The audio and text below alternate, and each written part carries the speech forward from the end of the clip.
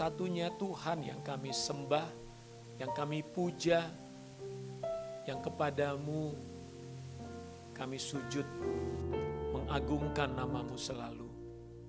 Terima kasih Tuhan, Engkau sudah memilih dan memanggil kami menjadi putra-putrimu, menjadi anak-anak-Mu, menjadi milik kepunyaan-Mu sendiri. Terima kasih Tuhan. Pagi ini kembali kami datang untuk dengarkan firman Tuhan. Roh Kudus, Engkau hadir mengurapi hamba-Mu, mengurapi kami seluruh jemaat-Mu yang hadir pagi ini.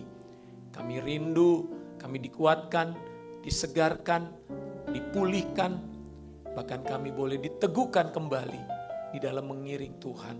Terima kasih. Kami serahkan pemberitaan ini dalam tangan Tuhan saja. Dalam nama Tuhan Yesus Kristus. Haleluya. Amin. Shalom. Puji Tuhan. Selamat pagi Bapak Ibu Saudara. Selamat hari Minggu. Selamat berjumpa kembali. Ya. Puji Tuhan. Minggu lalu saya tidak hadir. Saya ada melayani di satu gereja di Cengkareng. Puji Tuhan. Saudara senang, apa kabarnya semuanya? Baik ya. Suara saya sempat hilang hari Kamis yang lalu. Nyaris nggak bisa ngomong ya. Terus ada dokter kenalan, saya tanya, saya bilang nih dok suara saya habis nih, gimana nih katanya.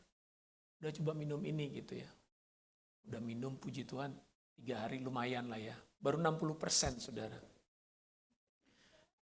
Terus sampai kemarin kayaknya udah cukup lah minum obatnya. Ntar kebanyakan minum obat saya jadi saya bilang. Udah saya mau berdoa aja. Puji Tuhan hari ini ya mungkin udah 90% ya. 80-90. Saya berdoa gini, Tuhan berikan saya pita suara yang baru dong. Biar kalau khotbah suaranya bisa menggelegar gitu. Lagi tunggu nih bisa suaranya lebih mantep, lebih afdol gitu ya. Baik, saudara, tema kita bulan ini adalah bagaimana kita bangkit ya dan menjadi terang. Tapi saudara, bagaimana kita bisa bangkit menjadi terang? Itu akan dipengaruhi oleh sikap hati kita dulu kepada Tuhan. Ya. Artinya bagaimana hidup kita yang terus diperbaharui dari hari ke hari, saudara. Karena sebagai umat Tuhan, kita ini tidak boleh berada dalam posisi yang pasif, ya. Hanya ada dalam kondisi yang statis. Tapi kita harus masuk ke dalam hubungan yang semakin intim dengan Tuhan. Yang tentunya artinya kita bersedia untuk hidup kita terus diubah. Nah, bulan ini kita mendengar beberapa tema khotbah yang memang kita bertujuan supaya kita lebih fokus kepada Tuhan. Minggu pertama, kalau saudara masih ingat, saya menyampaikan firman Tuhan tentang Yesus sebagai Kristus dan Tuhan. Ya, sebagai Kristus artinya dia sebagai imam, sebagai raja, sebagai Mesias. Jadi pengertian kita tentang Kristus itu harus lebih banyak, saudara. Banyak orang melihat Yesus hanya sebagai juru selamat. Oh, dia mengampuni dosa saya, dia mengasihi saya. Hanya sebatas itu. Tapi kita harus masuk ke dalam pemahaman Kristus yang lebih dalam. Kita bukan hanya bersyukur punya Yesus sebagai juru selamat, tapi juga kita harus menghormati Yesus sebagai raja, sebagai pemimpin, sebagai yang kita harus taati. Itulah artinya namanya Yesus sebagai raja, saudara, sebagai Kristus. Jadi sikap kita kepada Tuhan, di satu sisi kita dekat karena dia adalah juru selamat yang mengasihi kita, yang mengampuni kita. Tapi di sisi lain, kita harus respect, kita harus hormat sama Tuhan. Amin. Jadi kita jangan bersikap sembarangan juga. Kadang-kadang ada orang karena saking dekatnya dengan seseorang, bersikap kurang ajar. Ya, tidak ada respectnya. Tidak boleh seperti itu. Demikian juga sama Tuhan. Makanya kita harus melihat Tuhan itu dari berbagai macam sisi. Siapa dia yang Alkitab ajarkan kepada kita. Nah, hal yang kedua, minggu lalu Bu Odi sudah menyampaikan bagaimana kita harus bertobat. Ya, tentu bertobat di sini adalah pertama kita bertobat menerima Kristus sebagai Tuhan dan Juru Selamat, kita dilahirkan kembali. Tapi pertobatan itu harus mengalami proses terus-menerus, saudara. Kenapa? Karena tadi pujian mengatakan Tuhan mau membawa kita dari kemuliaan kepada kemuliaan yang lebih besar. Jadi hidup kita harus mengalami pertobatan dari hari ke hari. Perubahan terjadi dalam hidup kita dari hari ke hari.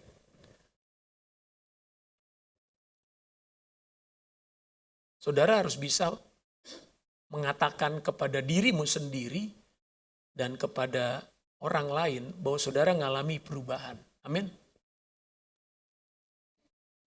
Kemarin di FEMSI, saya tanya sama anggota FEMSI saya bilang, coba menurut kalian, perubahan apa yang kalian alami nih menjadi seorang pengikut Kristus? Perubahan apa yang kalian alami setelah mengikut Yesus sekian lama? Ya, puji Tuhan beberapa orang memberi satu kesaksian pribadi. Ada yang mengatakan, iya Pak, sekarang tuh saya lebih sabar. Walaupun saya dihina, ada orang yang keluarga saya memperlakukan saya kayaknya nggak baik. Tapi saya bisa senyum ya. Kalau dulu, wah saya emosi. Saya langsung caci maki dia gitu ya. Tapi sekarang enggak Pak. Saya mengalami perubahan. Oh ya puji Tuhan. Nah, saudara, artinya kita di dalam Kristus itu mengalami pertumbuhan. Amin. Itulah hidup di dalam Tuhan harus seperti itu. Nah, pagi ini kita masih dalam proses untuk bagaimana kita bangkit menjadi umat Tuhan. Temanya adalah jangan ada ilah lain di hadapanku. No other gods. Nggak boleh ada dewa lain, tidak boleh ada Tuhan lain, tidak boleh ada ilah lain. Kita tahu bangsa Israel ketika mereka keluar dari tanah Kanaan, mereka sudah hampir 400 tahun jadi budak, saudara, di Mesir. Ya. Sejak Yakub dengan 12 anaknya dan cucu-cucunya, kurang lebih ada 75 orang, itu mereka pindah ke Mesir waktu terjadi kelaparan, kalau saudara masih ingat ceritanya ya. Jadi awal muasal kenapa orang Israel ada di Mesir, itu karena pada zaman Yakub terjadi kelaparan, lalu kemudian mereka pindah ke Mesir, karena di Mesir ada Yusuf sebagai penguasa Mesir pada waktu itu. Nah, di Mesir mereka 400 tahun. Dari 75 orang, berkembang biak selama 400 tahun menjadi hampir 2 juta orang, saudara. Nah, sampai di situ Tuhan akan mulai menggenapi janjinya. Bahwa Tuhan itu bukan ingin orang Israel tinggal di Mesir. Karena sebelumnya Tuhan sudah berjanji kepada kakek moyang mereka namanya Abraham. Bahwa mereka akan diberikan sebuah tanah perjanjian. Yaitu di tanah Kanaan. Nah, dalam peristiwa mereka akan keluar atau mereka sudah keluar dari Mesir, Tuhan memberikan janji kepada mereka. Lanjut. Di dalam Keluaran 19 ayat 5 sampai 6. Next slide. Boleh lanjut slide-nya. Dikatakan demikian, Keluaran 19 ayat 5 sampai 6. Jadi sekarang jika kamu sungguh-sungguh mendengarkan firman-Ku dan berpegang pada perjanjianku, maka kamu akan menjadi harta kesayanganku sendiri di antara segala bangsa, sebab akulah yang empunya seluruh bumi. kamu akan menjadi bagiku kerajaan imam dan bangsa yang kudus. Inilah semuanya firman yang harus kau katakan kepada orang Israel. Jadi saudara, waktu orang Israel keluar dari Mesir, Tuhan membuat sebuah perjanjian. Ya, perjanjian yang dulu pernah disampaikan kepada Abraham, nenek moyangnya, sekarang kepada sebuah bangsa. Ya, dari satu orang Abraham, sekarang menjadi sebuah bangsa yang besar. Ya, setelah mungkin kurang lebih berapa ya? Ya mungkin hampir 1000 tahun begitu prosesnya. Nah, di sini Tuhan berkata, jika kamu sungguh-sungguh mendengarkan firman-Ku dan berpegang pada perjanjian-Ku, maka kamu akan menjadi harta kesayangan-Ku dari antara segala bangsa. Kemudian ayat 6, kamu akan menjadi bagiku kerajaan imam. Wah, ini janji Tuhan luar biasa ya bagi umat Tuhan, bagi bangsa Israel. Kamu akan menjadi kerajaan imam. Jadi artinya seluruh orang Israel itu menjadi imam. Imam itu artinya orang yang berdiri di hadapan Tuhan bagi orang lain. Ya. Jadi orang Israel sebetulnya ditentukan oleh Tuhan untuk menjadi imam bagi bangsa-bangsa lain. Ya, ini sebuah bangsa dijadikan bangsa imam bagi bangsa-bangsa lain. Dan kamu adalah bangsa yang kudus.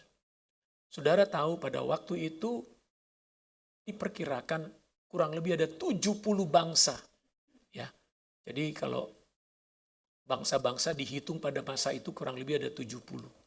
Jadi orang Israel satu bangsa dikuduskan, dikhususkan oleh Tuhan untuk menjadi imam bagi bangsa-bangsa lain. Nah, itu adalah janji Tuhan kepada orang Israel. Namun di balik janji juga ada perintah. Nah, ini perintahnya yang kita mau jadikan tema kita pada pagi hari ini. Dalam Keluaran 20 ayat 3. Boleh lanjut? Di sana dikatakan, jangan ada padamu ilah lain di hadapanku. Saudara, saudara pasti tahu yang namanya 10 perintah Tuhan ya. 10 perintah Tuhan. Kenapa 10 perintah Tuhan diberikan kepada bangsa Israel? Sebetulnya bukan hanya 10. Ada 633 perintah Tuhan yang disebut sebagai hukum Taurat. 10 perintah Tuhan adalah 10 perintah yang mungkin disebut sebagai perintah yang clear atau perintah yang utama gitu ya. Nah, karena Tuhan ingin membedakan umat pilihannya dengan bangsa-bangsa lain. Supaya umat pilihannya ini menjadi model, contoh bagaimana sih sebuah bangsa yang Tuhannya adalah YHWH.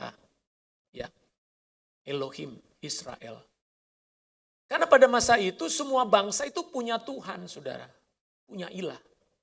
Punya dewa masing-masing. Ya, ada dewa Molok, ada dewa ini, dewa macam-macam dewanya. Ya. Dan Tuhan mengatakan dewa-dewa bangsa-bangsa lain itu bukan Tuhan. Karena apa? Dewa-dewa itu sebetulnya adalah manifestasi daripada roh-roh jahat.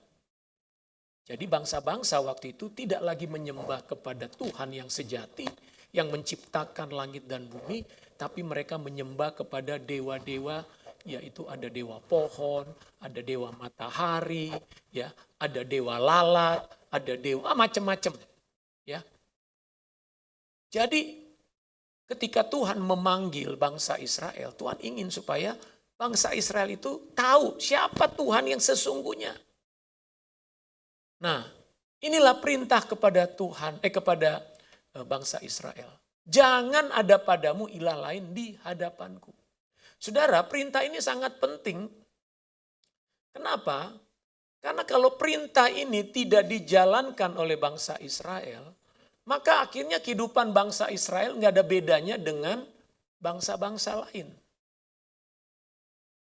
Sama aja seperti begini. Kamu menyembah aku, tapi kamu menyembah juga dewa-dewa lain. Jadi aku hanya salah satu dewa aja di antara dewa-dewa yang ada di Timur Tengah pada waktu itu. Nah Tuhan gak mau. Tuhan gak mau bahwa orang Israel menyembah dewa-dewa lain. Karena satu-satunya Tuhan yang sejati, hanya aku kata Tuhan. Dan dia sudah menyatakan dirinya kepada Musa waktu ditanya. Waktu Musa melihat semak belukar. Kalau ditanya, kamu siapa? Namamu siapa? Gitu ya. Maka Tuhan mengatakan, aku adalah aku. Aku adalah aku. Artinya keberadaan dan eksistensiku nggak bisa disamakan dengan yang lain. Ya, kamu nggak bisa samakan saya tuh dengan dewa ini, dewa nggak bisa. Aku ini pencipta, aku lebih tinggi dari segala ciptaan yang ada. Nah itulah sebabnya Tuhan ingin mengatakan kepada umatnya, jangan ada ilah lain. Jangan ada dewa lain, ada sesuatu apapun yang kamu puja, yang kamu sembah. Nah, jadi dengan kata lain, Tuhan itu benci kalau umatnya melakukan yang namanya penyembahan berhala. Ya, lanjut. Tuhan benci dengan penyembahan berhala, saudara. Tuhan tidak pernah menghendaki umatnya menyembah Tuhan, YHWH, tapi sekaligus juga menyembah berhala. Apapun bentuk berhalanya. Nah, kita juga demikian. Kalau bicara umat Tuhan, ada umat perjanjian lama, ada umat perjanjian baru. Tapi kita menyembah kepada Tuhan yang sama, saudara. Umat perjanjian lama adalah bangsa Israel, umat perjanjian baru adalah Israel rohani, yaitu orang-orang yang percaya kepada Kristus. Yaitu saudara dan saya. Karena kita bukan keturunan Israel, kita nggak punya darah Israel, tapi melalui darah Yesus, saudara dan saya menjadi Israel rohani. Oleh karena itu, perintah ini sama berlakunya. Bahwa Tuhan melarang bangsa Israel menyembah ilah-ilah lain, maka kita pun sebagai umat perjanjian baru yang disebut gereja, ya, kita ini sebut gereja karena kita disebut umat perjanjian baru, kita pun Tuhan larang untuk punya ilah lain di dalam hidup kita, saudara. Nah, ada beberapa poin yang saya mau bagikan. Kenapa sih Tuhan tidak menghendaki, membenci atau melarang kita mempunyai ilah lain? Ya. Yang pertama, next. Tuhan itu menjadikan umatnya sebagai kekasih dan istri satu-satunya. Nah ini menarik, saudara. Tuhan itu memberikan kita hubungan seperti istrinya kita dengan Tuhan. Tuhan itu seperti suami bagi kita dan kita seperti istri bagi Tuhan. Dalam kitab Yeremia, ini peristiwanya sudah lama setelah orang Israel keluar dari Mesir ya. Jadi orang Israel itu sekarang sudah ada di tanah perjanjian. Tapi di mata Tuhan seringkali orang Israel itu digambarkan seperti istri yang tidak setia. Ya, Yeremia 3:20 mengatakan begini. Tetapi sesungguhnya seperti seorang istri tidak setia terhadap temannya. Kata temannya di sini sebetulnya suaminya. Ya. Demikianlah kamu tidak setia terhadap aku, hai kaum Israel, demikianlah firman Tuhan. Ya. Dalam terjemahan firman Allah yang hidup dikatakan, tetapi kamu telah mengkhianati aku. Kamu telah menyerahkan dirimu kepada Allah-Allah asing yang banyak itu. Kamu telah berlaku seperti istri yang tidak setia yang telah meninggalkan suaminya.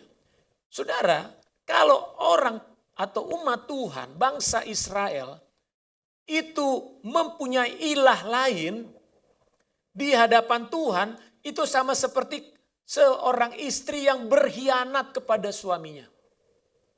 Ya. Seperti seorang istri yang meninggalkan suaminya selingkuh dengan pria lain. Makanya sering dikatakan orang Israel yang menyembah kepada dewa-dewa, kepada ilah-ilah di suku-suku lain pada waktu itu, kamu itu seperti berjinah, kata Tuhan. Nah, coba saudara bayangkan kalau pasangan saudara itu kemudian punya hubungan dengan wanita lain atau dengan pria lain. Kira-kira perasaan saudara gimana? Ya. Bagaimana perasaan saudara kalau pasangan saudara yang sah nih ya, suami saudara atau istri saudara itu kemudian selingkuh? Mungkin pacar lah. Orang kalau lagi pacaran aja gak pengen dong kalau pacarnya selingkuh, betul gak? Maunya kita harus setia sampai pernikahan, begitu ya. Ini lagi ada yang pada BPN di sini nih, ada bimbingan pranikah. Nah, apalagi ini sudah menikah, sudah ikatan seumur hidup, malah selingkuh, saudara. Nah, Tuhan benci, makanya yang namanya ada ilah lain itu Tuhan benci. Bukan sekedar gak suka, benci dia.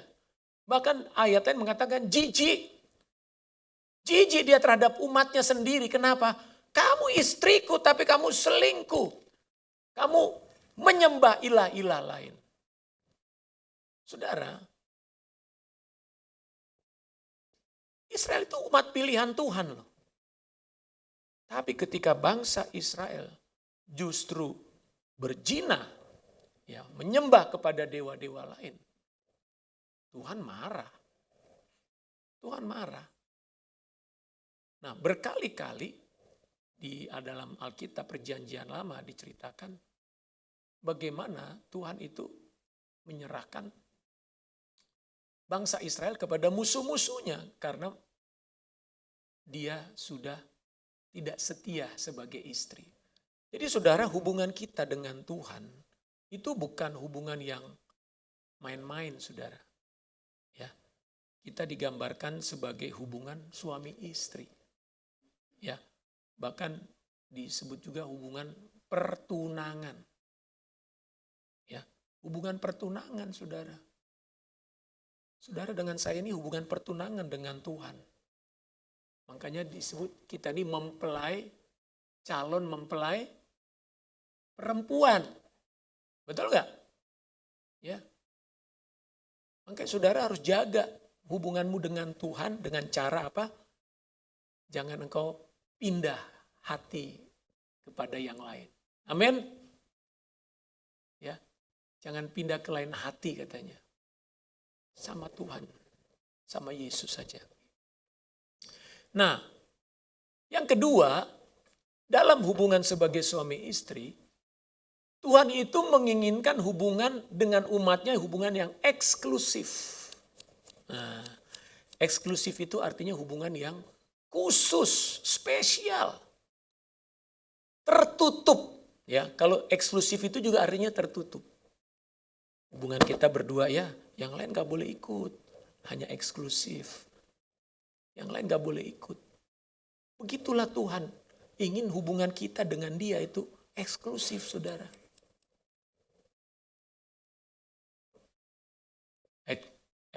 Kejadian 17 ayat 7. Ini perkataan Tuhan kepada Abraham, nenek moyangnya bangsa Israel. Aku akan mengadakan perjanjian antara aku dan engkau serta keturunanmu. Turun-temurun menjadi perjanjian yang kekal. Supaya aku menjadi Tuhanmu, Elohimmu, dan Elohim keturunanmu. Jadi di atas nenek moyang mereka, yaitu Abraham, Tuhan udah buat perjanjian nih. Aku ini harus jadi Elohimmu ya. Aku ini harus jadi Tuhanmu ya. Dan Tuhan keturunanmu nanti ini, anak cucumu. Artinya Tuhan bilang sama Abraham, kamu gak boleh nyembah yang lain. Kamu gak boleh ngikut yang lain. Kamu gak boleh berdoa kepada yang lain. Kamu gak boleh mengharapkan dewa-dewa yang lain. Hanya aku. Hanya kepadaku, kata Tuhan. Nah, lalu dalam Ulangan 7 ayat 6 ditugaskan apa di sini? Sebab engkaulah umat yang kudus bagi Tuhan Elohimmu. Engkaulah yang dipilih. Wah, saudara, dipilih. Umat Tuhan itu dipilih. Ya. Saudara sadar nggak? Saudara dipilih loh oleh Tuhan. Kalau saudara hari ini bisa datang menyembah Tuhan, itu pilihan Tuhan. Ada hak prerogatifnya Tuhan loh memilih saudara. Saudara yang meresponi panggilannya, saudara dipilih. Oh ini respon nih, aku pilih. Ya, semua dipanggil, tapi yang meresponi nggak banyak kan? Ya ini, dipilih. Jadi kita menjadi anak-anak Tuhan, itu adalah sebuah istimewa saudara. Tidak peduli latar belakang saudara apa, pendidikan saudara apa, ekonomi saudara apa, Tuhan gak lihat itu. Yang Tuhan lihat adalah, ini anakku, aku sudah pilih.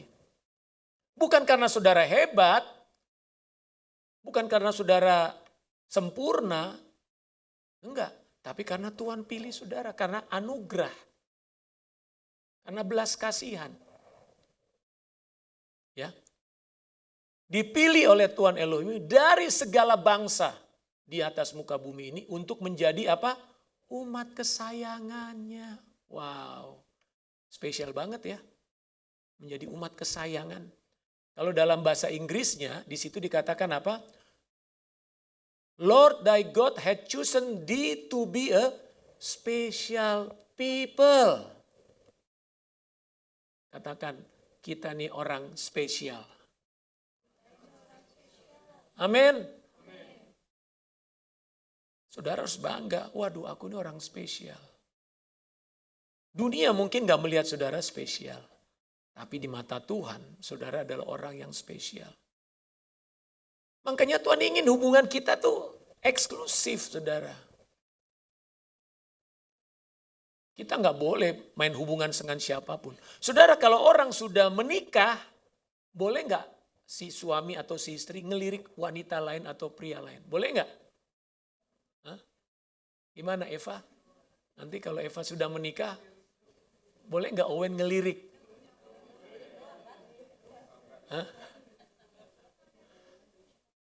Kalau Owen mulai mengelirik, bilang, matami. Ya. Awas matanya. Nah, kalau sudah menikah, katanya harus pakai kacamata kuda. Ngelihatnya hanya ke istrinya atau suaminya aja. Ya, jangan ngelirik kanan kiri. Kenapa? Hubungannya eksklusif. Amin. Makanya harus sering-sering kencan ya, supaya sering tatap-tatapan. Nah, banyak orang udah waktu pacaran tuh, waduh kencan gitu ya. Saling lihat, melirik, sambil sedot kelapa muda gitu ya. Tapi setelah menikah, sambil ngelihat yang lain. Istri atau suami di depannya dicuekin. Ya. Lihat HP. Yang dilihat apa? Jangan-jangan juga gambar-gambar yang lain ya. Saudara, memang kita nih harus jaga pikiran, perasaan, hati kita kepada Tuhan itu harus kita jaga saudara. Kita harus jaga.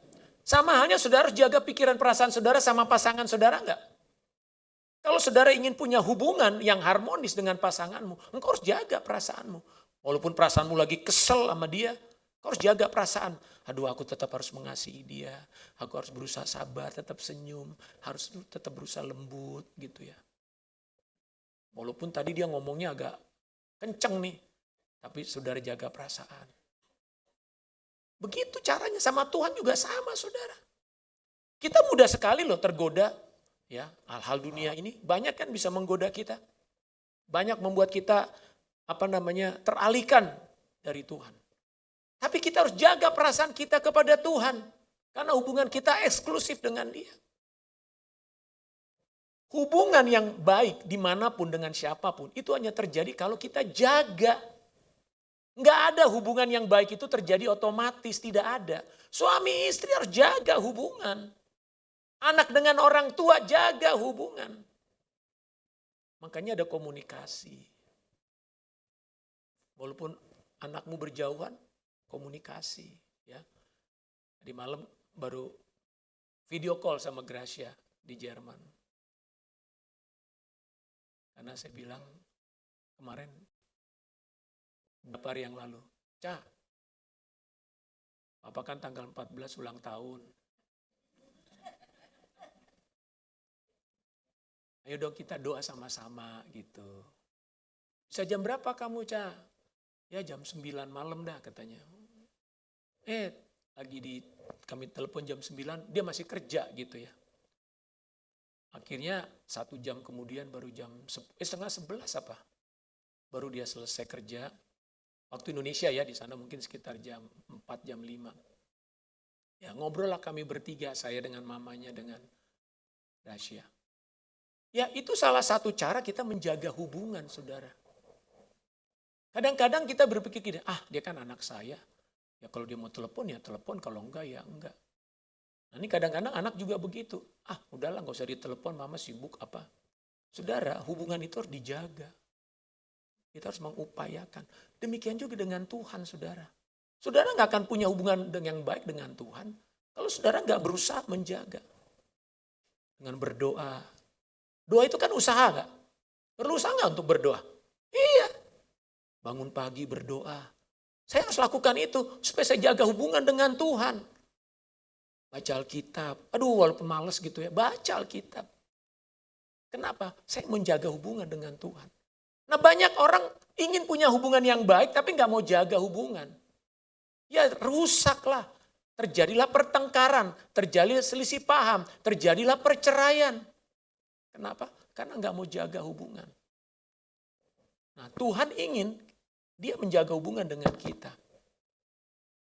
Makanya dia berikan saudara waktu yang spesial dalam hidupmu. Ya.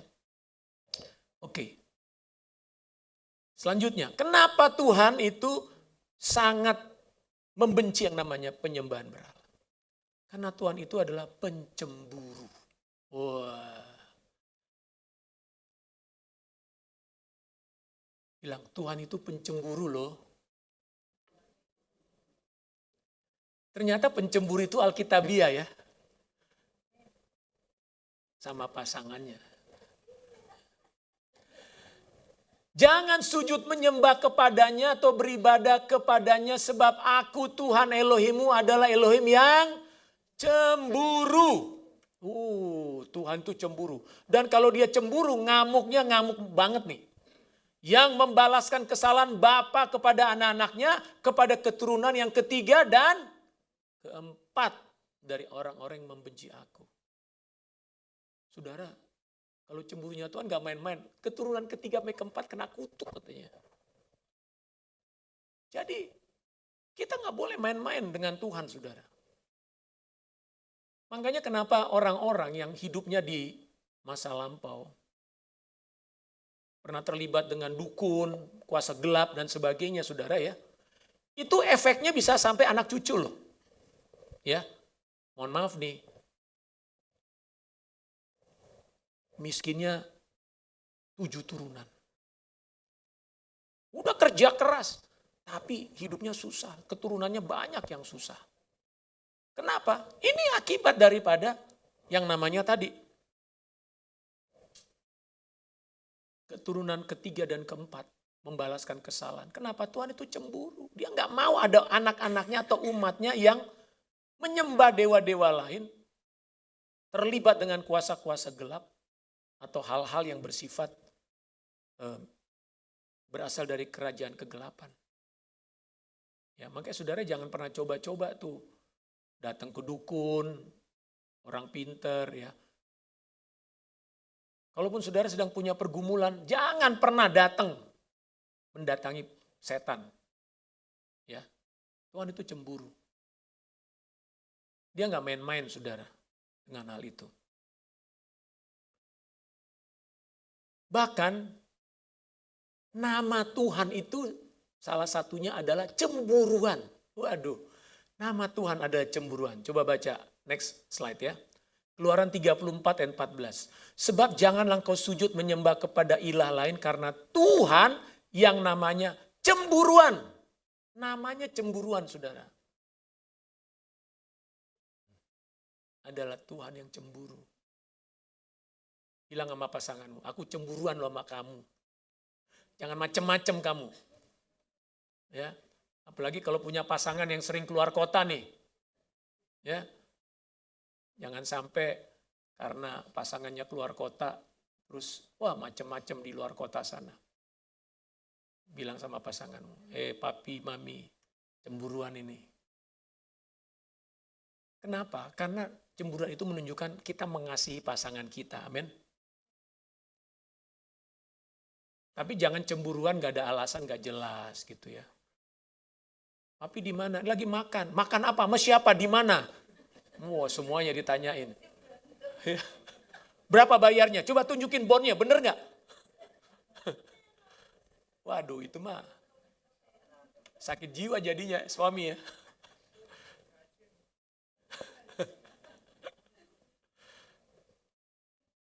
Jadi bicara soal cemburuan, ya memang Tuhan sepertinya nggak kompromi dengan soal ini ya. Jangan ada ilah lain itu. Jadi pasangan-pasangan, jaga perasaan pasanganmu, hubunganmu dengan pasangan dijaga dengan sungguh-sungguh ya.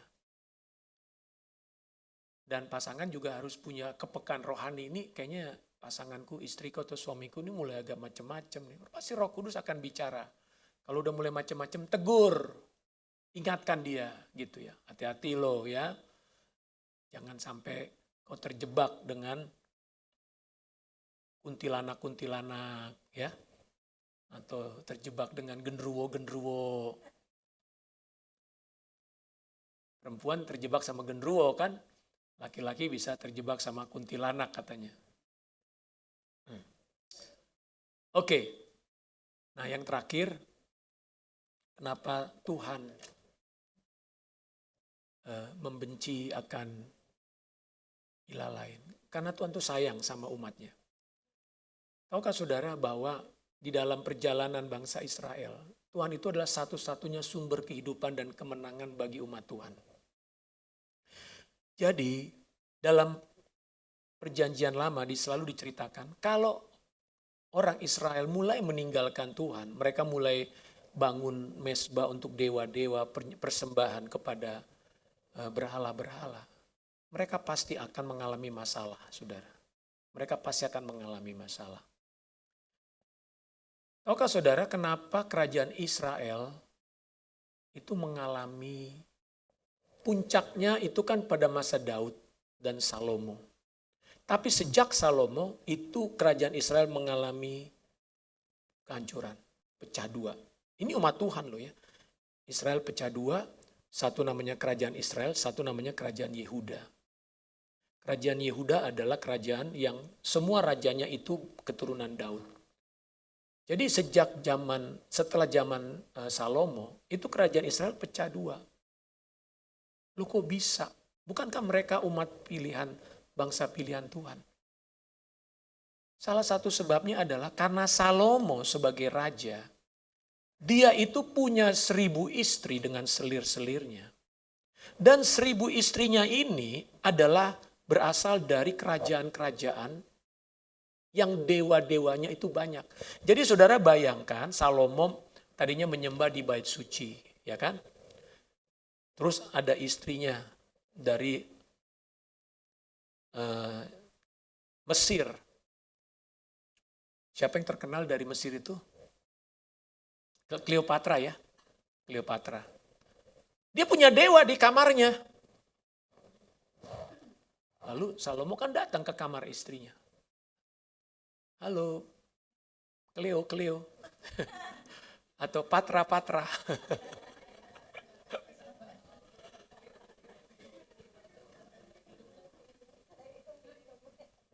Terus Cleopatra bilang sama Salomo, ya papi, kamu lagi ngapain? Aku lagi menyembah dewa di sini. Ayo ikut papi, ikut. Ah nggak boleh. Jangan gitu dong. Padahal mungkin si Salomo pengen bermesraan sama istrinya kan? Ayo bermesraan. Enggak, kalau kamu mau bermesraan sama aku, ayo kita sama-sama menyembah dulu. Saudara, di sini kita melihat bahwa apalagi suami nih. Suami itu walaupun katanya galak dan sebagainya, tapi kalau udah menghadapi istri, itu nurut loh. Nurut. Bu Markus selalu bilang, kepala adalah suami, tapi istri adalah leher yang membelokkan arah. Kepala mau kemana, tergantung leher katanya. Ya. Makanya suami istri itu harus sepakat. Mau menyembah siapa kalian? Gitu loh. Mau menyembah siapa? Kalau menyembah Yesus, ayo sembah Yesus sungguh-sungguh. Nah, di sini kadang-kadang suka terbelah. Katanya menyembah Yesus. Tapi suami ada yang menyembah pekerjaannya. Istri menyembah tontonannya. Berdoa nggak pernah sama-sama. Karena ketika kita berkata menyembah, berarti kan kita harus mengutamakan dia, mengutamakan Tuhan. Nah, Salomo gagal menjadi seorang raja dan membahayakan kerajaan Israel, kerajaan umat Tuhan, karena dia tunduk kepada dewa-dewa yang dibawa oleh istri-istrinya itu. Jadi bayangkan saudara, kalau setiap hari Salomo datang ke kamar istrinya, semua istrinya akan membawa dia kepada dewa-dewanya. Ya, Salomo udah gak sempat lagi nyembah Tuhan di bait suci. Makanya dia akhirnya merasa menyesal sih ya. Konon katanya menurut yang saya dengar, kitab Pengkhotbah, kenapa banyak kata sia-sia ya. Kitab Pengkhotbah itu adalah kitab yang ditulis oleh Salomo pada masa tuanya. Itu adalah kitab semacam evaluasi dirinya gitu loh. Setelah dia menjadi raja sekian tahun, pada masa tuanya dia melihat bahwa ternyata ada banyak hal yang sia-sia yang terjadi dalam hidupnya, dan hidup itu begitu singkat. Jadi saudara-saudara, Tuhan itu adalah sumber satu-satunya dalam hidup kita, sumber kemenangan. Tema kita tahun ini adalah tiap hari kita harus menang. Nah, dari mana kita mengalami kemenangan? Adalah selama kita menyembah kepada Tuhan. Mari kita baca, lanjut ya. 2 slide lagi. Dalam 2 Tarik 20 ayat 17, dalam peperangan ini tidak usah kamu bertempur, hai Yehuda dan Yerusalem. Tinggallah berdiri di tempatmu dan lihatlah bagaimana Tuhan memberikan kemenangan kepadamu. Janganlah kamu takut dan terkejut. Majulah besok menghadapi mereka, Tuhan akan menyertai kamu. Saudara tahu nggak bahwa ketika bangsa Israel berkali-kali, beberapa kali lah ya, akan bertempur dan mereka merasa tidak berdaya. Tuhan bilang, aku yang akan bertempur. Kamu duduk tenang aja. Kadang orang Israel cuma nyanyi-nyanyi. Bayangkan, ada menghadapi musuh ratusan ribu, Tuhan bilang, udah kamu menyembah aja. Praise and worship. Orang kan bilang gila nih, ini ada musuh, orang Israel malah menyembah Tuhan. Tapi betul, Tuhan menghancurkan musuh-musuh itu. Ya. Jadi, kunci kemenangan hidup kita sebetulnya ada pada Tuhan, saudara. Selama kita terus mengikut Tuhan, kita fokus kepada Tuhan, kita tidak menduakan Tuhan, maka Dia memberikan kemenangan kepada kita. Amin. Dalam perjanjian baru 1 Korintus 15 ayat 57 dikatakan, tetapi syukur kepada Tuhan yang telah memberikan kepada kita kemenangan oleh Yesus Kristus Tuhan kita. Makanya kita disebut sebagai lebih dari pemenang. Karena Tuhan yang menang bagi kita. Yang terakhir, jadi bagaimana kita menghadapi hidup ini supaya kita menang? Singkirkanlah berhala dalam hidupmu. Slide terakhir. Saudara, singkirkan berhala. Mari kita tanya pada diri kita, berhala apa yang masih ada disimpan dalam hidup kita, saudara? Hal-hal apa yang selama ini terus menjadi, tadi waktu Eni bilang, penghalang. Penghalang kita untuk melangkah itu apa? Salah satunya berhala, saudara. Ya, sesuatu yang ada di hati kita yang lebih kuat dari Tuhan. Seolah-olah Tuhan itu hampir sama dengan berhala dalam hati kita. Posisinya. Mungkin itu bisa hobi, bisa kebiasaan, buruk. Ya. Hal-hal yang kita masih cintai dari dunia ini. Kalau saudara mau menang, singkirkan berhala-berhala apapun itu. Memang waktu kita menyingkirkan berhala, itu pasti ada tantangan. Kenapa? Berhala itu kan sesuatu yang udah kita pegang selama ini. Ya. Kita jadikan itu sebagai teman hidup kita mungkin. Saudara terikat dengan apa? Itu bisa menjadi berhala, saudara. Zaman modern ini berhalanya mungkin bukan lagi dalam bentuk patung. Ya, patung dewa-dewa. Tapi bisa dalam bentuk tontonan.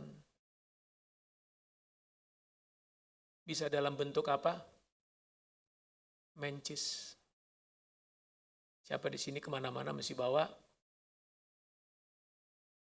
mencis. Tahu mencis? Mancis apa? Hah? Mancis. Korek. Kemana-mana mesti bawa. Kenapa? Karena dia harus merokok.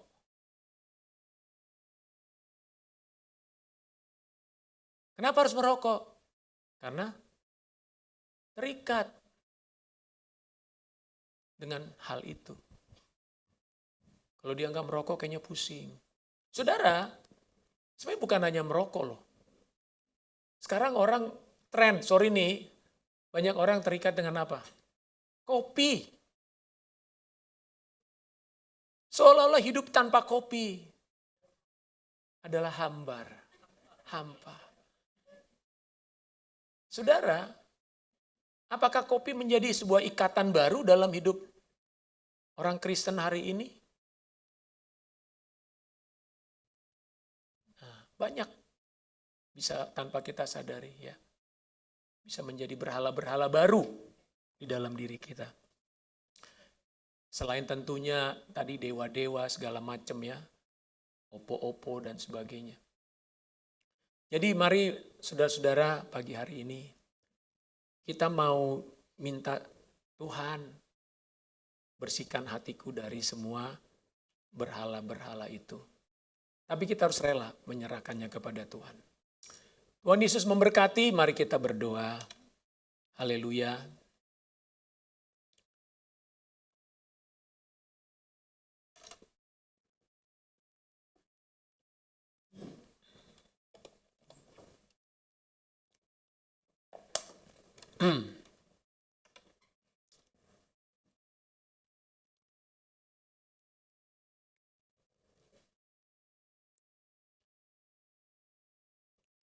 Bapa, selidiki hati kami pagi hari ini dengan firman yang sudah kami dengar bersama-sama. Tuhan, kami mau hidup kami, tubuh kami sepenuhnya adalah milik Tuhan. Apa yang ada pada kami, Engkau sudah beli, hidup kami sudah Engkau tebus dengan lunas, itu dengan darah-Mu sendiri Tuhan. Maka kami tidak lagi milik dunia ini. Bapa, hamba berdoa untuk gereja-Mu di tempat ini, untuk umat-Mu. Biarlah hati kami terus dimurnikan, dibersihkan dari hari ke hari. Semua berhala-berhala yang masih ada di hati kami. Tunjukkanlah kepada kami Tuhan. Mungkin sesuatu yang selama ini tersembunyi, kami tidak sadari. Sesuatu yang kami nikmati, tapi itu sesungguhnya berhala di hadapan Tuhan.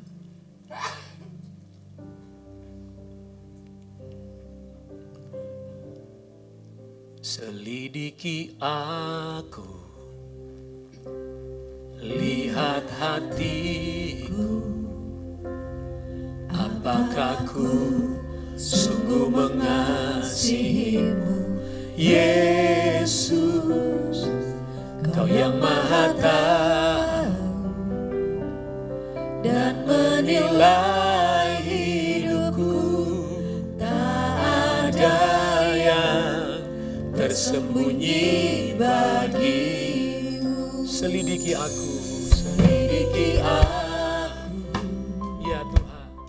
Lihat hatiku, apakah ku sungguh mengasihimu, Yesus, Kau yang Maha Tahu, yang Maha Tahu dan menilai hidupku, tak ada yang tersembunyi bagimu. Telah kulihat kebaikan-Mu yang tak pernah habis di hidupku. Ku berjuang sampai akhirnya Kau dapati aku tetap setia. Selidiki aku ya Tuhan. Selidiki aku, Ya Bapa, lihat hatiku, apakah ku sungguh mengasihimu, Yesus, Kau yang Maha Tahu dan menilai hidupku, tak ada yang tersembunyi bagimu. Oh, telah kulihat kebaikan-Mu yang tak pernah habis di hidupku. Ku berjuang sampai akhirnya Kau dapati aku tetap setia. Aku lihat, amin, kebaikan-Mu yang tak pernah habis di hidupku. Ku berjuang sampai akhirnya Kau dapati aku tetap setia.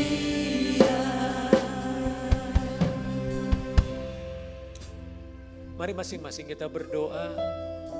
Tuhan, selidiki hati kami pada pagi hari ini. Biarlah Engkau berikan kepada kami hati yang baru ya Tuhan. Hati yang sungguh mengasihi Tuhan. Hati yang mengasihi firman Tuhan. Hati yang mengasihi perintah-perintah Tuhan. Bapa, biarlah kami menjadi umat-Mu di tempat ini. Umat yang tidak lagi beralih kepada dunia ini. Tidak lagi memikirkan dan mencintai dunia, mencintai dewa-dewa asing, mencintai ilah-ilah lain zaman ini ya Tuhan. Biarlah kami hanya mengasihi Kristus. Hanya Kristus yang menjadi pusat kehidupan kami. Hanya Kristus yang satu-satunya yang kami cintai. Yang terutama dalam hidup ini ya Tuhan. Engkaulah segala-galanya bagi hidup kami. Terima kasih Bapa di sorga.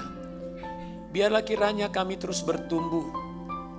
Tahun ini Tuhan kami mau mengalami kemenangan demi kemenangan setiap hari. Kami menang atas dosa. Kami menang atas kelemahan. Kami menang atas segala ikatan-ikatan yang membelenggu kami selama ini. Karena Kristus Yesus yang sudah mati dan bangkit, itulah yang menjadi juru selamat bagi kami. Yesus, Engkaulah yang menjadi Tuhan kami. Yesus Kristus, Engkaulah yang menjadi Mesias bagi kami. Terima kasih Bapa di surga.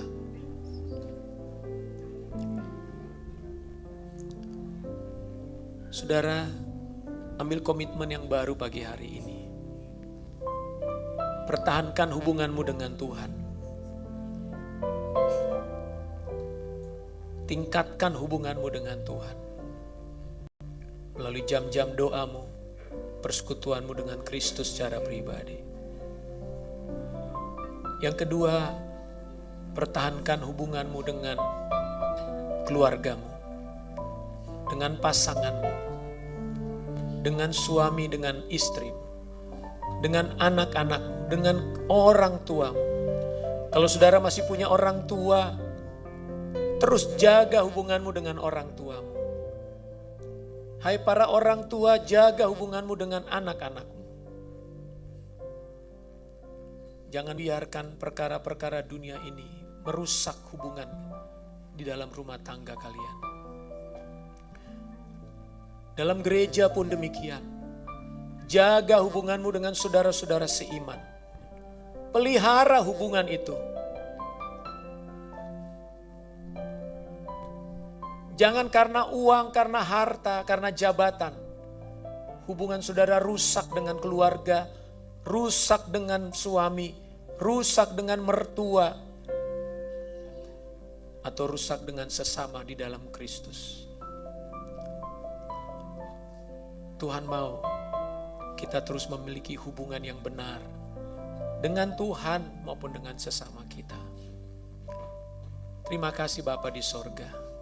Biarlah kami terus mengalami pemulihan, pembaharuan dalam hati kami, dalam hidup kami, di dalam Yesus Kristus. Bapa, curahkan Roh Kudus-Mu di tengah-tengah kami. Curahkan Roh Kudus-Mu di tengah-tengah kami ya Tuhan. Biarlah Roh Kudus berkarya dengan nyata. Roh Kudus melawat gereja ini. Manifestasikan kehadiran-Mu ya Roh Kudus.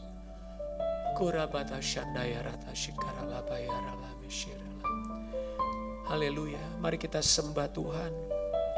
Kita agungkan Dia, kita puji Dia. Besarkan nama Tuhan, saudara. Haleluya.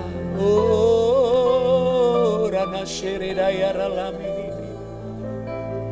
Biara lamayana syiridaya ralabayana syiridaya ralama-lama-lama syiridaya. Inayarana shere rana lamayana so. Kami memuji-Mu dan kami menyembah-Mu Yesus. Tinggikan nama-Mu Tuhan. Haleluya. Kaulah satu-satunya yang kami sembah.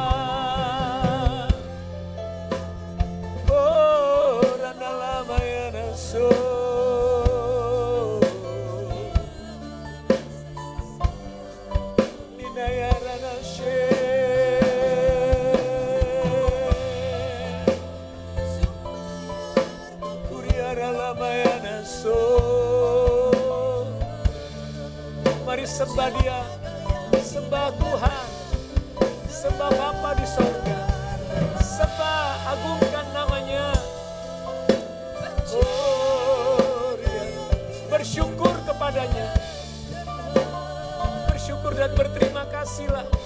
Saudara menjadi umat kesayangannya.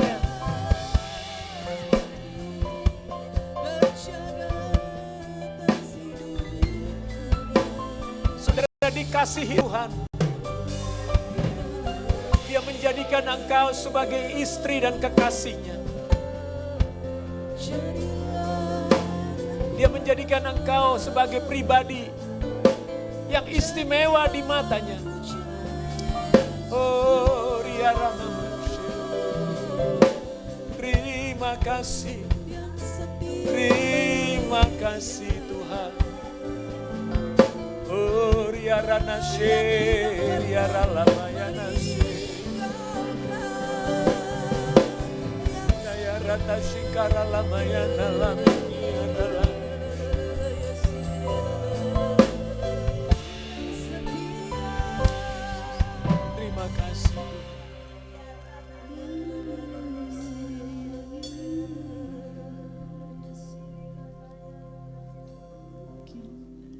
kasih Tuhan. Terima kasih Bapa. Rasakan betapa Tuhan mencintai saudara. Buka hati saudara untuk mengalami dan merasakan pelukan kasih-Nya bagi saudara. Dia adalah kekasih-Mu yang sejati. Dia bagaikan seorang suami yang mengasihi dan menjaga, melindungi istrinya kepada saudara dan saya.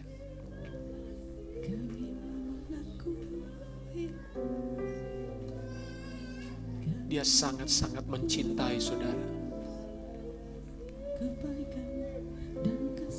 Urina shikarala. Terima kasih Tuhan. Terima kasih Bapa, terima kasih. Rasakan pelukan Tuhan atas hidupmu saat ini. Rasakan bagaimana Dia berkata dengan lembut kepadamu. Kekasihku, aku mengasihimu. Anakku, aku mengasihimu.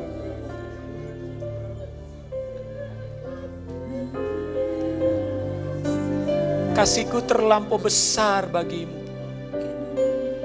Aku yang menjaga dan melindungimu. Aku yang memelihara engkau. Aku tidak pernah meninggalkanmu. Aku selalu ada di sisimu. Bahkan aku tinggal di dalam engkau.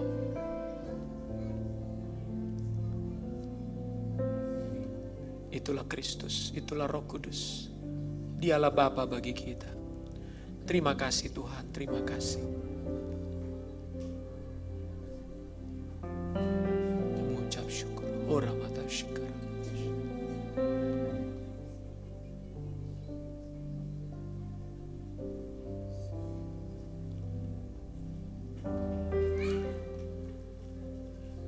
Saudara bisa katakan kepada Dia, Tuhan, aku mengasihimu. Aku mencintaimu Tuhan. Aku mau tetap setia kepadamu. Hanya Engkau satu-satunya Tuhan bagiku. Hanya Engkau satu-satunya yang aku sembah. Aku tunduk kepadamu Tuhan. Haleluya. Koramata shikaralama shikaralama yarata shikaralama. Terima kasih, terima kasih, terima kasih. Terima kasih, terima kasih.